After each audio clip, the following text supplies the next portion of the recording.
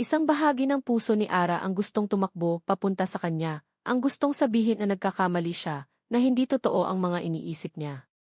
Ngunit ang alaala ng kanyang galit, ng kanyang masasakit na salita, ay parang isang pader na humaharang sa kanya. Para saan pa? Hinatulan na siya nito.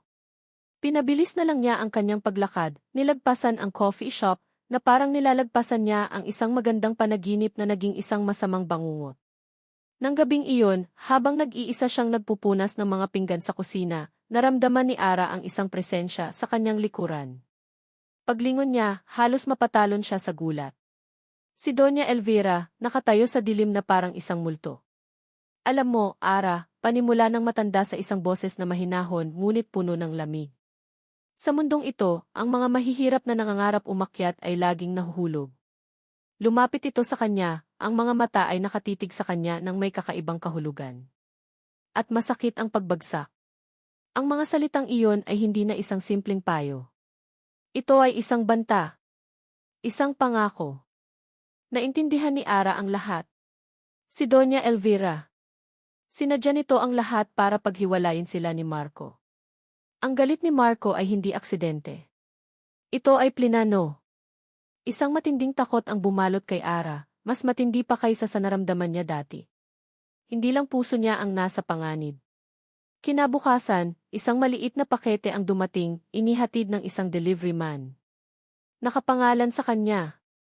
Nagtaka siya. Sino ang magpapadala sa kanya ng anuman? Maingat niyang binuksan ang maliit na kahon. Sa loob, nakalagay ang isang pamilyar na bagay. Ang mumurahing bracelet na gawa sa sinulid at maliliit na beads, ang bracelet na ibinigay sa kanya ni Marco noong masaya silang naglalakad sa parke. Ang bracelet na naiwan niya sa coffee shop noong huli silang nagkita. Napahawak siya dito, ang alaala ng saya ay biglang bumalik, kasunod ng matinding kirot. Akmang isusuot niya sana itong muli, para kahit paano ay may makapitan siyang alaala, nang mapansin niya ito. Ang bracelet ay putol. Binasag sa gitna. Ang sinulid ay sadya at marahas na pinutol. Nabitawan ni Ara ang 2 piraso. Nahulog ito sa sahig na walang tunog. Tinitigan niya ang mga ito, ang mga mata niya ay tuyo. Wala nang luhang gustong lumabas. Ang huling sinag ng pag-asa na marahil ay may babalikan pa, na marahil ay magbabago pa ang isip ni Marco, ay tuluyan ng namatay. Ito na ang huling mensahe. Isang malinaw at brutal na pagtatapos. Ang galit ay parang isang apoy. Sa simula, nag-aalab ito ng malakas, nilalamon ang lahat, nagbibigay ng isang uri ng init na nagkukunwaring lakas. Ngunit kapag naubos na ang lahat ng panggatong, ang tanging naiiwan ay malamig na abo at isang nakakapasong panghihinayang. Para kay Marco Sandoval, ang abo ay nagsisimula ng kumalat. Ilang araw na ang lumipas mula nang itaboy niya si Ara. Sa simula, pinanindigan niya ang kanyang galit. Iyon ang tama, sabi niya sa sarili. Pinrotektahan lang niya ang kanyang sarili mula sa isa na namang pagkakanulo. Ngunit habang tumatagal, ang boses ng kanyang galit ay humihina at napapalitan ng isang mapanuring bulong ng pagdududa. Gabi-gabi, sa katahimikan ng kanyang coffee shop, hindi niya maiwasang isipin si Ara. Hindi ang Ara na akusado, kundi ang Ara na may mga matang puno ng pangarap habang nagkukwento tungkol sa kanyang ina. Ang Ara na namula ang pisngi nang una niyang hawakan ang kamay nito. Ang Ara na umiyak hindi dahil sa takot, kundi dahil sa sakit na idinulot niya. Isang gabi, binuksan niya ang isang maliit na kahon sa ilalim ng cash register. Sa loob nito ay ang kapirasong bahagi ng bracelet na pinutol niya. Ang bahaging itinago niya. Inutusan niya ang isang delivery man na ihatid ang sirang bracelet kay Ara bilang isang pinal na mensahe, isang simbolo ng kanilang nasirang ugnayan. Ngunit habang tinititigan niya ang kapirasong naiwan sa kanya, hindi tagumpay ang kanyang naramdaman, kundi isang malalim na kabiguan. Para siyang sinungaling na pilit kinukumbinsi ang sarili sa isang kasinungalingan. Pinutol niya ang bracelet para saktan ito, pero bakit parang siya ang mas nasasaktan? Isang umaga, habang nagtitimpla siya ng kape, isang kaguluhan sa labas ang nakakuha ng kanyang atensyon. Isang sasakyan ng pulis ang huminto sa tapat ng mansyon ng mga De Villa. Ang mga kumukutitap na ilaw nito ay sumasalamin sa bintana ng kanyang coffee shop. Isang masamang kutob ang biglang kumapit sa kanyang dibdib. Hindi niya alam kung bakit, ngunit lumabas siya ng pinto. Nagkunwari siyang nagwawali sa harapan ng kanyang shop, ngunit ang kanyang mga mata at tainga ay nakatuon sa kabilang kalsada. Nakita niya si Doña Elvira sa may gate, ang mukha ay balot ng isang nag-aalalang maskara na halatang halata ang pagkukunwari. May kausap itong dalawang pulis.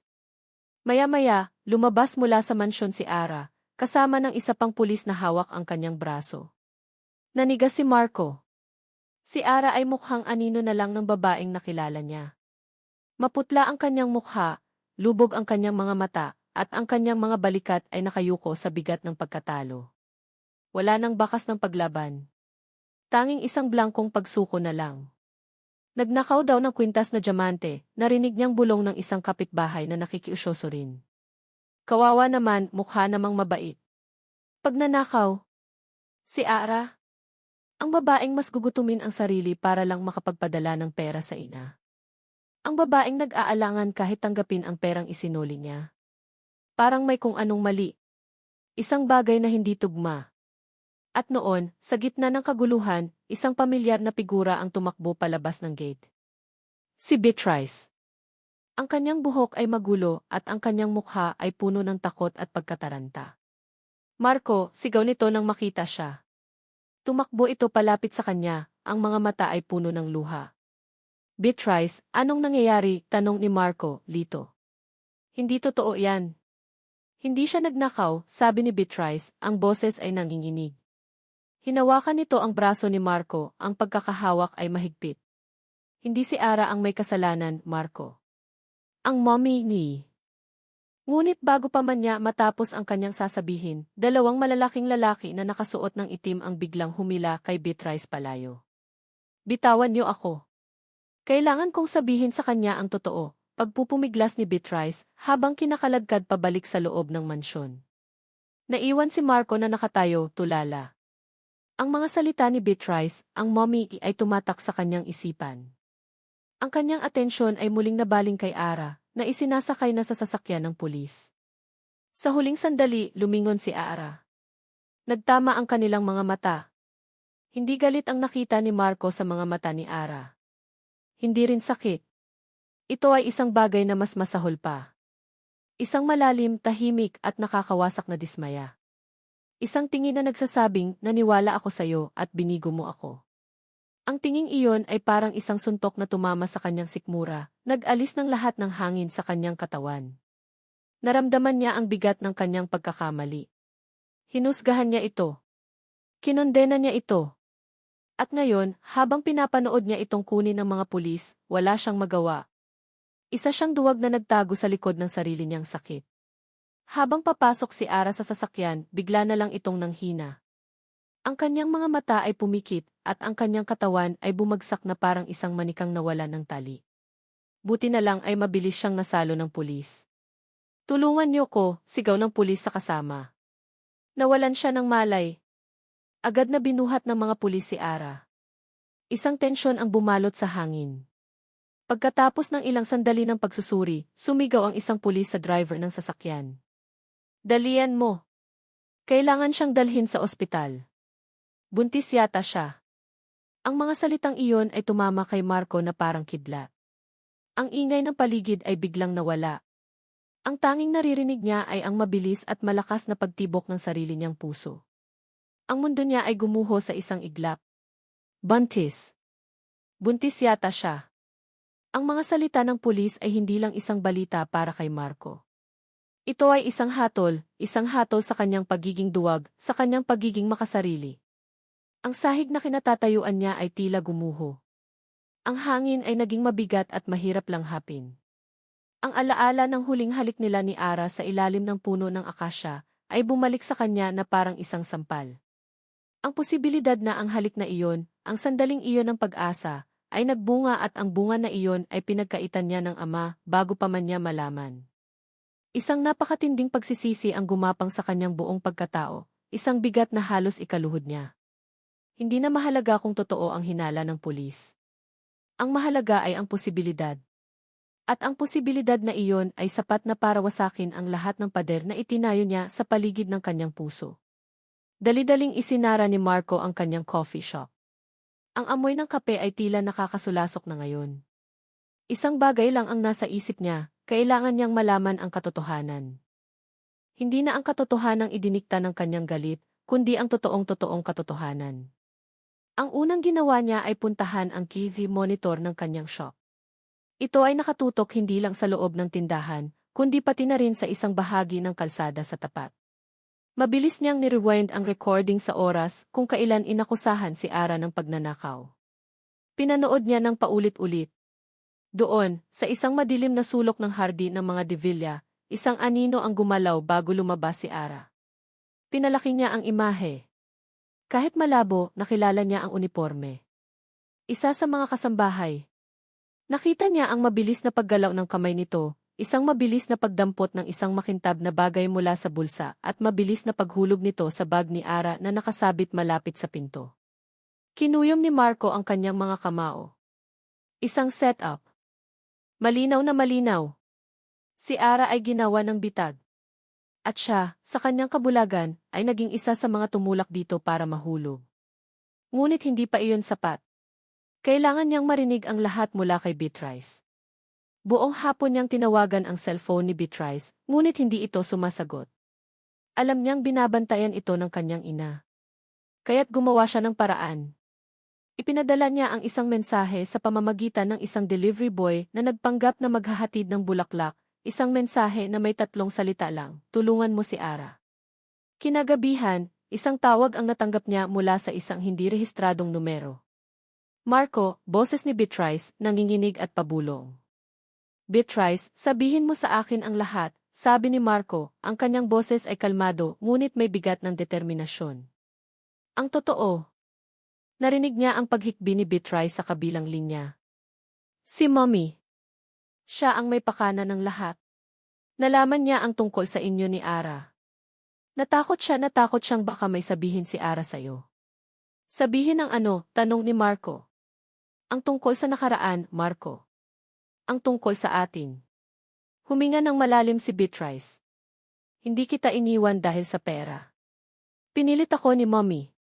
Noong mga panahong iyon, nagsisimula ka pa lang pero nakikita na niya na magiging kakumpetensya ka ng negosyo natin. Hindi niya matanggap yon. Kaya gumawa siya ng paraan para sirain ka. Naalala ni Marco ang isang malaking kontrata na biglang nawala sa kanya noon, isang deal na halos ikalugi ng kanyang negosyo. Naalala niya ang mga tsismis na kumalat tungkol sa kanya. Siya ang nagkalat ng mga maling balita tungkol sa negosyo mo, pag-amin ni Beatrice. Siya ang gumawa ng lahat para magmukha kang masama sa paningin ko, sa paningin ng lahat. At pinagbantaan niya ako. Na kung hindi kita hihiwalayan, sisiguraduhin niyang hindi ka na muling makakabangon. Iniwan kita para protektahan ka, Marco. Iyon ang pinakamalaking pagkakamali ng buhay ko. Ang bawat salita ni Beatrice ay parang isang piraso ng puzzle na bumubuo sa isang nakakakilabot na larawan. Ang maraming taon ng kanyang kapaitan ay nakabase pala sa isang kasinungalingan. Isang masakit at kalkuladong kasinungalingan na sinira hindi lang ang buhay niya, kundi pati na rin ang buhay ni Beatrice. At ngayon, inuulit na naman ito ni Doña Elvira. Kay Ara. Bakit si Ara? Tanong ni Marco. Ano ang kinalaman niya sa nakaraan? Dahil si Ara siya yung dating kasambahay ni Ginoong Velasco. Parang isang malamig na kamay ang humaplos sa batok ni Marco. Si Velasco. Ang kasosyo ni Doña Elvira na biglang naglaho matapos masangkot sa isang malaking iskandalo sa negosyo. Si Ara ang nakakita sa transaksyon, patuloy ni Beatrice. Nakasaksi siya sa pag-aabutan ng pera ni na Mommy at Ginoong Velasco. Siya ang testigo. Kaya siya tinatakot. Kaya siya hinahanap. At nang malaman ni Mommy na ang testigong iyon ay ang mismong babaeng malapit sa'yo, ginawa niya ang lahat para sirain siya sa paningin mo, para hindi ka maniwala sa anumang sasabihin niya. Sa wakas, naintindihan na ni Marco ang lahat. Ang takot sa mga mata ni Ara noong una niya itong makita. Ang pagtatago nito. Ang biglaang pagiging malupit ni Doña Elvira. Ang lahat ay konektado. Si Ara ay hindi isang manggagamit. Siya ay isang biktima na tumatakbo mula sa isang halimaw at napadpad mismo sa lungga nito. Nasaan si Ara ngayon? Mabilis na tanong ni Marco, isang bagong takot ang pumuno sa kanyang puso. Hindi ko alam. Pagkatapos siyang dalhin sa ospital, pinawalang bisa ni Mommy ang kaso. Ayaw niya ng gulo. Pero nang puntahan ko siya sa ospital, wala na siya doon. Umalis na raw. Isang matinding kaba ang naramdaman ni Marco. Kailangan niyang mahanap si Ara. Kailangan niyang humingi ng tawad. Kailangan niyang itama ang lahat ng kanyang pagkakamali. Nagpaalam siya kay Beatrice at dali-daling tumakbo palabas. Nagmaneho siya papunta sa ospital, sa police station, sa terminal ng bus, sa lahat ng lugar na posibleng puntahan ito. Ngunit walang Ara na nagpakita. Para siyang isang bula na naglaho. Gabi na nang mapagod si Marco. Bumalik siya sa tapat ng mansyon ng mga De Villa, nakatayo sa dilim, nakatingin sa malaking bahay na naging sentro ng lahat ng kanilang pagdurusa. Kinuha niya ang kanyang cellphone at tinawagan ang kaibigan niyang tumulong sa kanya dati. Pare, kailangan ko ulit ng tulong mo, sabi niya, ang kanyang boses ay desperado na. Kailangan kong malaman kung may bus na umalis ngayong araw papunta sa probinsya, kung nasaan ang ospital ng nanay ni Ara Reyes. Nagkaroon ng katahimikan sa kabilang linya bago sumagot ang kanyang kaibigan. Marco, may isang bus na umalis kaninang hapon. Pero sigurado ka ba? Baka huli na ang lahat. Hindi, mariing sagot ni Marco habang nakatingin sa kalsadang nilakaran ni Ara palayo. Hahanapin ko siya. Kahit anong mangyari. Hindi pa huli ang lahat. Hindi dapat. Ara Reyes. Ang terminal ng bus ay maingay at magulo, isang perpektong lugar para magtago ang isang taong gustong maglaho. Nakaupo si Ara sa isang malamig na upuang metal, yakap-yakap ang kanyang maliit na bag. Ito na. Babalik na siya sa probinsya. Tatalikuran na niya ang bangungot na tinatawag na Maynila. Paglabas niya ng ospital kanina, isang bagay lang ang nasa isip niya, ang umuwi. Ang resulta ng test ay negatibo, hindi siya buntis. Ang pagkahilo niya ay dahil lang sa stress at matinding pagod. Isang maliit na biyaya sa gitna ng unos, ngunit hindi nito nabawasan ang bigat sa kanyang dibdib. Ang sakit ng pagkakanulo ni Marco ay mas malalim pa kaysa sa anumang pisikal na karamdaman. Ang pag-asa na itinanim nito sa kanyang puso ay binunot ng buong lakas, nag-iwan ng isang butas na hindi niya alam kung paano pupunuan. Tinawagan na ng konduktor ang mga pasahero para sa huling biyahe papunta sa kanyang probinsya. Dahan-dahang tumayo si Ara, bawat galaw ay mabagal at pagod. Hahakbang na sana siya papasok sa bus ng isang pamilyar na boses ang pumigil sa kanya. Ara! Nanigas siya. Ang boses na iyon. Ang boses na minsan ay naging musika sa kanyang pandinig at kalaunan ay naging tunog ng kanyang nawasak na puso. Ayaw niyang lumingon. Ayaw na niyang masaktan pa. Ngunit may humawak sa kanyang braso, isang hawak na marahan ngunit desperado. Napilitan siyang lumingon. Si Marco. Hingal na hingal ito, ang kanyang damit ay gusot, at ang kanyang mga mata ay puno ng isang emosyon na hindi pa nakikita ni Ara dati, isang pinaghalong pagsisisi, takot at pagsusumamo. Huwag kang umalis, pakiusap nito, ang boses ay nanginginig. Please makinig ka muna sa akin. Marco Sandoval. Nang makita niya si Ara na akmang sasakay na sa bus, isang matinding takot ang naramdaman ni Marco. Takot na mahuli na siya ng tuluyan. Tumakbo siya, hindi alintana ang mga taong nababangga niya. Nang hawakan niya ang braso nito, naramdaman niya ang panginginig nito. At nang lumingon ito, ang nakita niya sa mga mata nito ay hindi galit, kundi isang blangkong pader. Isang pader na siya mismo ang nagtayo. Bitawan mo ako, malamig na sabi ni Ara, sinusubukang bawiin ang kanyang braso. Hindi, sabi ni Marco, hinigpitan pa ang hawak. Hindi kita bibitawan hanggat hindi mo ako pinakikinggan. Walang pag-aalinlangan, lumuhod si Marco sa maruming sahig ng terminal, sa harap ni Ara, sa harap ng lahat ng mga taong nakatingin. Wala na siyang pakialam sa kahihiyan. Ang tanging mahalaga ay ang babaeng nasa harap niya. Patawarin mo ako, sabi niya, ang kanyang boses ay basag. Tumingala siya, hinayaan si Arang makita ang mga luhang namumuo sa kanyang mga mata.